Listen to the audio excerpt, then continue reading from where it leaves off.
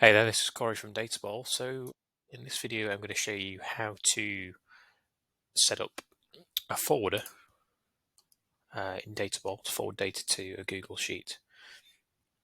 So to do this, I've got a test campaign here. Scroll down slightly and we'll go to forwarders. We have a forwarder set up here, forward data to Google Sheet. So if we just edit this quickly, we will see there's an API URL here. And what we need to do is get the unique key of a script in Google Sheets. So on the right side here, you've got the Google Sheet itself that we're going to forward data to. So in here, we're going to go to Extensions, click Apps, Script, and in here we've got a script that will forward data to the CSV columns. So we've got lead ID, first name, last name, email address, and phone number.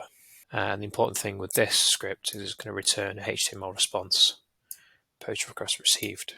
So what we're going to do now is deploy this as a new deployment, and we're going to execute this as myself. I'm going to have anyone has access to this, so that's fine. We don't have to give this a description. Make sure that this is set as a web app, and it should be good to go. So if you hit deploy, it'll take a second, and what it'll do, it'll give you the deployment ID, which is the ID we need to pop in the URL here. So just going to grab that here, paste in our forwarder here, and the script side of things is done now. So the next step would be to map your fields as so. So it's important the output parameter matches the script's data in here. So just double check that these link up correctly. So make sure last name is all lowercase and so on and so forth, and it's the same as the output parameter in Databowl. So I've double checked these now. So we've got lead ID, first name, last name, email, and phone. So we can see these all match up nicely. So we're going to hit Save Changes here. And we're going to then test this out.